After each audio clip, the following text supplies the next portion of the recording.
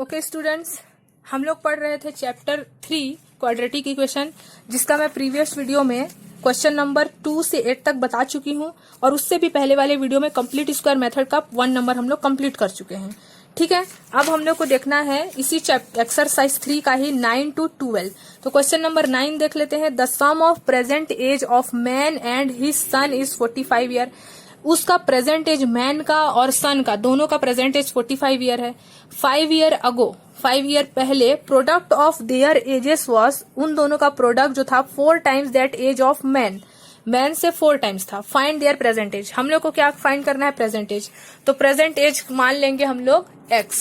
ठीक है, तो हम लोग लिख लेते हैं let the present age of father, जो मैन है और सन है। तो मैन क्या है? फादर ही होगा, या फिर मैन लिखोगे तो भी कोई प्रॉब्लम नहीं है, मैं फादर लिख दी हूँ आप लोगों के समझने के लिए। तो x मान लिए और प्रेजेंट एज जो है उसका क्या है? 5 ईयर अगो बोला था, इसलिए पहले माइनस होगा, अगर बाद रहता तो प्लस होता, तो माइनस एक्स।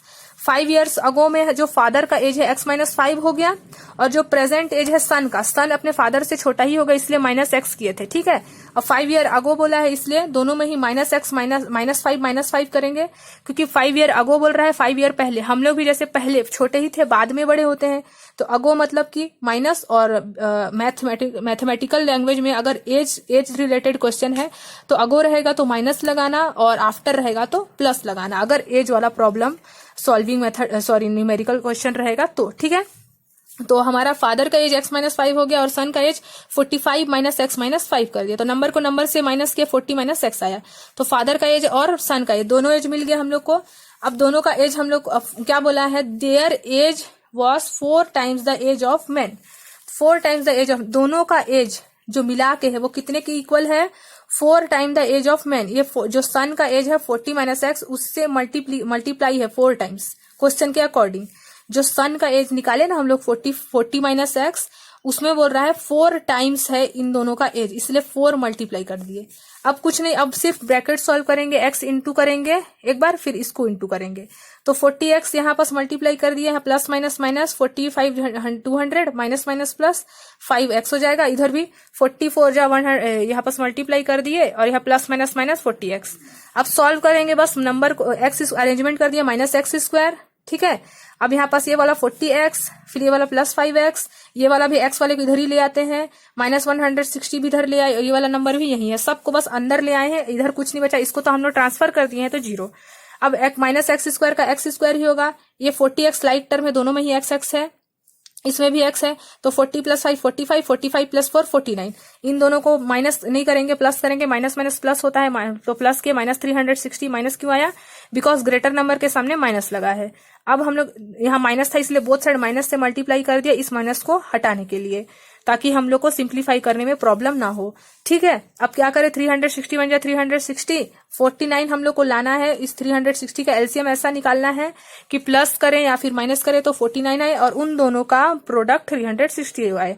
तो 49 जो 360 होता है, और 40 प्लस 9 49 भी होता है। तो 49 को रिप्लेस कर दिए 40x माइनस 9x से, कॉमन लिए तो हमारा x माइनस 40x माइनस 9 आया। x का वैल्यू कितना आया? 40, और इस वाले x का वैल्यू क्या आया? 9। माइनस 40 था इसलिए प्लस 40, माइनस 9 था इसलिए 9, यानी कि x का वैल्यू 40 और 9 आ गया। हम लोग को फाइंड क्या करना है? फादर और सन का एज। तो फादर का एज, x का वैल्यू 40 अगर लेंगे, दो वैल्यू है इसलिए हम लोग मान लो x का वैल्यू अगर 40 लेते हैं, तो जो सन का एज है, सन का एज कितना है? 45 माइनस एक्स। तो 45 माइनस एक्स मतलब जो हमारा फादर का एज है 40, उससे माइनस करे तो 5 ईयर आया। It is not possible. ठीक है, ये तो पॉसिबल ही नहीं है, कि 5 ईयर अगो तो पहले ही बोल रहा है, तो उससे ज्यादा ही होगा, इसलिए हम लोग 9 को कंसीडर करेंगे। तो अब 9 लिए जब हम लोग x का वैल्यू है ना, तो x का वैल्यू अगर हम लोग 9 ले लेते हैं, तो y का वैल्यू जो है 45 माइनस एक्स, यानी देखो 5 ईयर तो फादर का एज हो ही नहीं सकता है ना, इसलिए इसको कंसीडर नहीं करेंगे। तो हमारा जो सन का एज है, सॉरी फादर का एज है वो 36 ईयर है, और जो उसके सन है उसका एज है 9 ईयर। तो so the age of father be 36 year and son 9 year. ठीक है, अब देखते हैं क्वेश्चन नंबर 10। देखो क्वेश्चन नंबर 10 क्या है? The product of Nilamani's age 5 year ago and 8 year ago is 40। Find Nilamani present age. देखो the present age of Nilamani x मान लिए, 5 ईयर अगो नीलामणि का एज x माइनस 5 अगो है इसलिए माइनस लगेगा। 8 ईयर भी नीले ही मणि का एज बोल रहा है x माइनस 8। दोनों का मतलब नीला मनी ही है, उसका 5 ईयर और 8 ईयर का जो एज है वो 40 ईयर के बराबर है, तो दोनों का 40 ईयर के बराबर कर दिए। अब सिंपली मल्टीप्लाई करेंगे बस, ठीक है, तो इतना आएगा। उसके बाद एक्स स्क्वायर माइनस 13 आएगा, क्योंकि 40 को अंदर लेके जाएंगे तो कैंसिल हो जाएगा, तो 0 बचा। यहाँ से एक्स और एक्स को कॉमन लिए तो एक्स का वैल्यू 0 आया, और इस एक्स का वैल्यू क्या आएगा, देखो इस एक्स को 0 से कंपेयर करेंगे तो 0 ही आएगा, और एक्स माइनस 13 को 0 से कंपेयर करेंगे तो 13 ही आएगा। तो नीला मनीष प्रेजेंट एज क्या आया, 13 ईयर आया, क्योंकि 0 ईयर तो होगा ही नहीं। तो नीला मनी का जो प्रेजेंट एज है वो कितना है, 13 ईयर्स है, ठीक है। अब देख लेते हैं question number 11। Some student planned a picnic, कुछ स्टूडेंट है जो क्या प्लानिंग कर रहे हैं, पिकनिक जाने के लिए। द बजट ऑफ फूड का बजट है 480 rupees, but 8 of them failed. अब उस स्टूडेंट में से 8 स्टूडेंट मना कर दिए कि हम लोग पिकनिक नहीं जाएंगे, ठीक है। तो अब जैसे कि आप लोग ज्यादा स्टूडेंट लोग पिकनिक जाते हो तो कम पैसा आप लोगों को देना पड़ेगा, लेकिन अगर कम स्टूडेंट जाओगे तो ज्यादा पैसा देना पड़ेगा, उन लोगों का भी पैसा आप ही लोगों को देना पड़ेगा, है ना। तो देखो, thus the cost of food for each member increase. अब जितने मान लो 480 रुपीज देना था, 10 स्टूडेंट दोगे तो कम पैसा देना पड़ेगा 480 को कंप्लीट करने के लिए, लेकिन अगर 5 स्टूडेंट है तो अब आप लोगों को थोड़ा ज्यादा देना पड़ेगा, तभी तो 480 होगा। तो जब 8 स्टूडेंट मना कर दिए तो 10 रुपीज इंक्रीमेंट हो गया पर स्टूडेंट। तो how many attend the picnic, अगर 8 स्टूडेंट मना कर दिए पिकनिक जाने से तो कितने स्टूडेंट थे जो पिकनिक अटेंड किए। तो देखो, number of student plan for picnic x मान लिए, क्योंकि हम लोग को पता ही नहीं है अभी कि कितने बच्चे पिकनिक गए, तो हम लोग एक्स मान लिए। बजट फॉर फूड के लिए बजट था 480 rupees. Amount given by 1 student लोगों को कितना पैसा देना है, उसके लिए हम लोग क्या करते हैं, जो पिकनिक जा रहे हैं उन बच्चों में फूड का जो बजट है उससे डिवाइड कर देते हैं, तो 1 स्टूडेंट का बजट निकल जाता है। But 8 student they are not gone for picnic, 8 student picnic नहीं जा रहे हैं। Then number of student who gone of picnic, तो नंबर ऑफ स्टूडेंट जो पिकनिक जा रहे हैं, तो 8 मना कर चुके हैं, तो 8 एक्स स्टूडेंट पिकनिक जाने वाले हैं और 8 स्टूडेंट नहीं जाने वाले हैं। तो टोटल जो पिकनिक गए उसको हम लोग अभी के लिए मान लेते हैं x माइनस 8, क्योंकि माइनस इसलिए किए क्योंकि 8 लोग नहीं जा रहे हैं और हम लोग को ये पता नहीं है, यही तो फाइंड करना है। Now amount given by x minus 8 student, अब x माइनस 8 स्टूडेंट कितना पैसा देंगे, 480 रुपीज देंगे, और उन लोगों को इंक्रीमेंट करना पड़ रहा है, 10 रुपीज ज्यादा देना पड़ रहा है, क्यों, क्योंकि 8 स्टूडेंट नहीं जा रहे हैं। तो हम लोग इसको ऐसे लिख सकते हैं, according to the question student they are not gone to picnic, that's why rest student had to pay rupees 10 more, 10 rupees का इंक्रीमेंट हो गया। तो जो स्टूडेंट थे उन लोगों का क्या हो गया, 480 x माइनस 8, ये x माइनस 8 वो वाले स्टूडेंट है जो पिकनिक नहीं जा रहे हैं, और 480 अपॉन x वो वाले स्टूडेंट है जो पिकनिक जा रहे हैं, उन दोनों को माइनस करेंगे और 10 के इक्वल, क्योंकि 10 इंक्रीमेंट हुआ है इन दोनों के पैसे अमाउंट में। अब x माइनस 8 और x का एलसीएम x माइनस 8 लिख लिए, x अब वही डिनोमिनेटर को डिनोमिनेटर से डिवाइड करेंगे, x माइनस 8 से x माइनस 8 डिवाइड हुआ, x बचा तो 480x आया। फिर इन दोनों को फिर से डिवाइड किया तो ये वाले से x और x कैंसिल हुआ तो x माइनस 8 बचा, उसको इधर मल्टीप्लाई किए। सिंपली सॉल्व कर रहे हैं, x माइनस 8 को इधर ट्रांसफर कर देंगे, डिवाइड है तो मल्टीप्लाई में हो गया, x into x square 8x।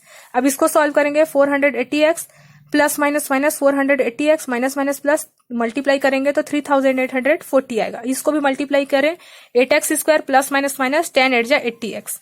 अब अरेंजमेंट कर देंगे, 10x स्क्वायर माइनस 8x 3840 को इधर भेजेंगे तो माइनस में आ जाएगा, और इधर कुछ भी नहीं बचा, 0 बचा। अब देखो हम लोग इसको देख रहे हैं किससे डिवाइड हो रहा है, ये 10 से डिवाइड कर सकते हैं इसको हम लोग, यहाँ 80 था ना, अब इसको 10 से डिवाइड कर दिया बोथ साइड, तो 10 से 10 डिवाइड हुआ तो कुछ भी नहीं बचा, 10 से 80 को डिवाइड करेंगे तो ओनली 8 बचेगा ना, 80 को 10 से डिवाइड करेंगे तो 8 बचेगा, और 10 को 3840 से डिवाइड किए तो 384 आया, 0 कैंसिल हो गया 10 से डिवाइड किए तो।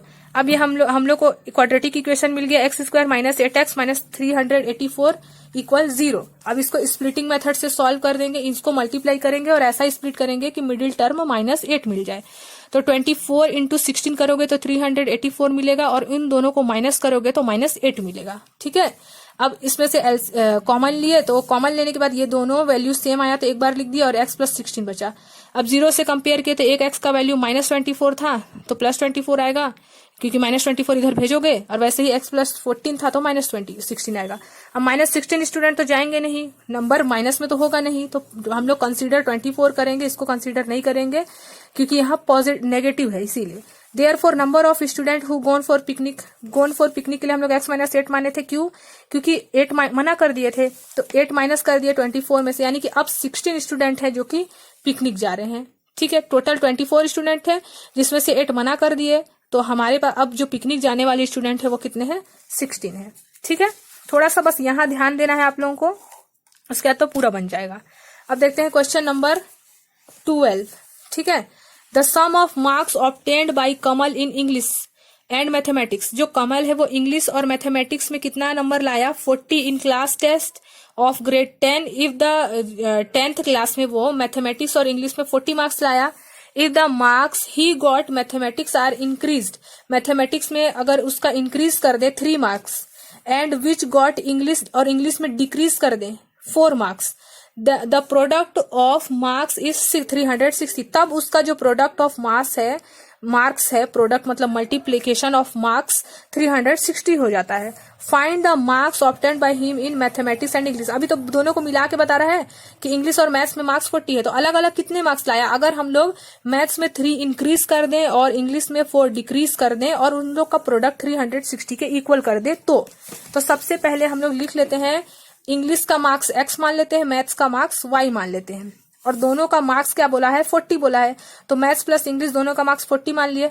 यहां से हम लोग y का वैल्यू निकाल लेंगे। y का वैल्यू क्या आया? 40 - x, यानी कि उसका जो y का वैल्यू है, y मतलब मैथ्स में उसका मार्क्स आ रहा है 40 - x, और इंग्लिश का तो x मान ही चुके हैं, है ना। तो देखो, अकॉर्डिंग टू द कंडीशन में क्या बोला था? अगर हम लोग मैथ्स को क्या माने हैं? y, मैथ्स में इंक्रीज कर दे 3 नंबर और इंग्लिश में डिक्रीज कर दे 4 नंबर, तो दोनों का जो सम है, प्रोडक्ट है वो 360 हो जाता है।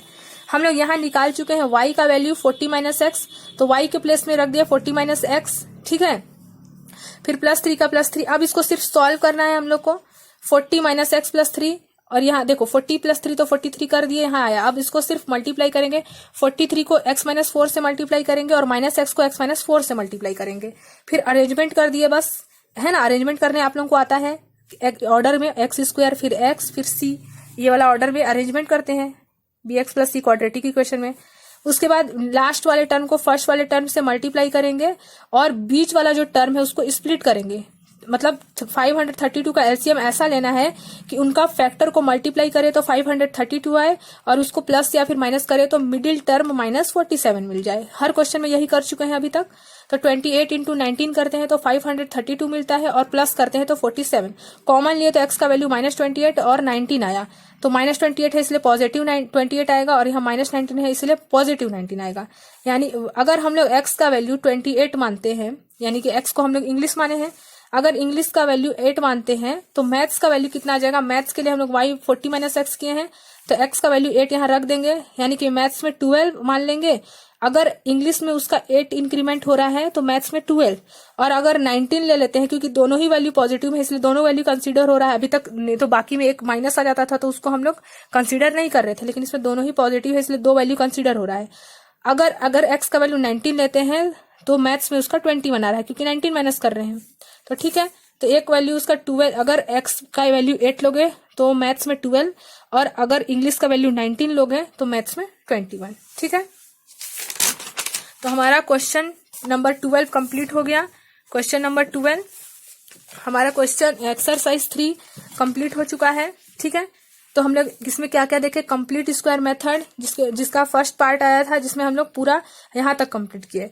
फिर क्या किए थे हम लोग उसके नेक्स्ट वीडियो में? क्वेश्चन नंबर 2 से 8 तक कंप्लीट किए थे।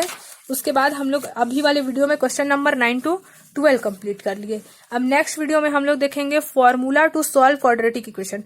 क्वाड्रेटिक इक्वेशन को ही सॉल्व करने का हम लोग अभी तक कौन कौन सा मेथड देख चुके हैं? फैक्टराइजेशन मेथड भी देख लिए हैं, और आपका कंप्लीट स्क्वायर मेथड देख लिए हैं। अब थर्ड मेथड कौन सा है?